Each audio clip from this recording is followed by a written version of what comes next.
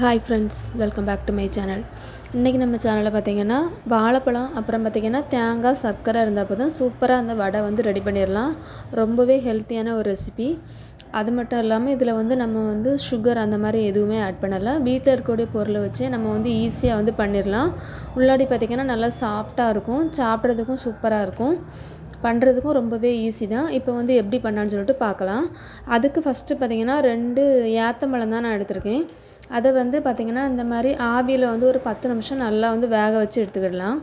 நான் இன்றைக்கி வந்து பழத்தோட தோலெல்லாம் உரிச்சிட்டு தான் வச்சுருக்கேன். அப்படி இல்லைனா நீங்கள் வந்து ஒரு பழத்தை வந்து 2ஆக கட் பண்ணிவிட்டு அப்படியே எடுத்து இதை வந்து ஒரு 10 நிமிஷம் வேக வச்சு எடுத்துடுங்க. இப்போ எடுத்ததை வந்து பார்த்திங்கன்னா ஒரு ஃபோர்க் வச்சு அப்படியே நல்லா மேஷ் பண்ணிடுங்க. சூடோடு இருக்கும்போதே மேஷ் பண்ணும்போது ஈஸியாக இருக்கும். அதனால் வந்து சூடோடு இருக்கும்போதே நல்லா மேஷ் பண்ணி எடுத்துடுங்க. இந்த மாதிரி ஃபோர்க் வச்சு பண்ணும்போது ரொம்ப ஈஸியாக இருக்கும், அதனால தான்.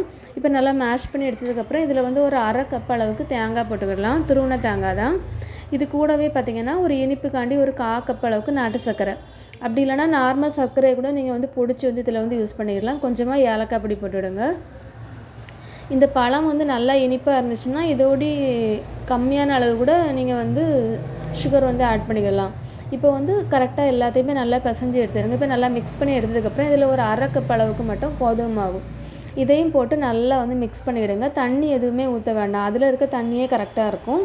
இப்போ வந்து லைட்டாக வந்து கையில் வந்து எண்ணெயை வந்து அப்ளை பண்ணிவிட்டு நம்ம வந்து வடை ஷேப்லேயே நல்லா வந்து தட்டி எடுத்துக்கிடலாம். கையில் வச்சு நம்ம வந்து உளுந்த வடைக்கெலாம் போடுவோம்ல, அந்த மாதிரி ஷேப்பில் வந்து இந்த மாதிரி நடுவில் ஒரு ஓட்டை போட்டுட்டு அப்படியே வந்து எல்லாத்தையுமே ஃபஸ்ட்டு ரெடி பண்ணி எடுத்துக்கிடலாம். உங்களுக்கு இது பண்ணுறதுக்கு கஷ்டமாக இருந்துச்சுன்னா வாழை இலையிலையோ அப்படி இல்லைனா பிளாஸ்டிக் கவர்லேயே வந்து இந்த மாதிரி வச்சு ரெடி பண்ணி எடுத்துடுங்க. இப்போ வந்து எல்லாமே ரெடி பண்ணி எடுத்தாச்சு. எடுத்ததுக்கப்புறம் இதை நம்ம வந்து எண்ணெயில் போட்டு பொரிச்சு தான் எடுக்க போகிறோம். இது வந்து நம்ம வந்து மீடியம் ஃப்ளேம்லேருந்து கொஞ்சம் ஹையாட்டு வச்சுருங்க. ரொம்ப அதிகமான அளவுக்கு தீ வைக்க வேண்டாம்.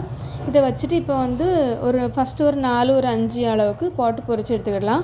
ஒரு சைடு வந்து நல்லா வந்து கலர் சேஞ்ச் ஆகும். ஏன்னா வந்து நம்ம வந்து பழம் போட்டிருக்கிறதுனால பழம் வந்து அந்த எண்ணெயில் வந்து ஃப்ரை ஆகும்போது நல்ல ஒரு கோல்டன் கலர் வந்து நல்லா ப்ரௌன் கலரில் நல்லா வரும்.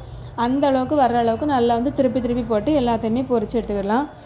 இப்போ பார்த்திங்கன்னா எல்லாமே நல்லா கலர் சேஞ்ச் ஆகிட்டு, ஆல்ரெடி எல்லாமே வெந்தது தான், அந்த கலர் மட்டும் நல்லா சேஞ்ச் ஆகி வந்தாலே போதும். இப்போ வந்து வாழைப்பழ வடை வந்து ரெடி ஆகிட்டு, இப்போ வந்து எல்லாத்தையுமே பொரிச்சு எடுத்துகிட்டு நான் வந்து காமிக்கிறேன்.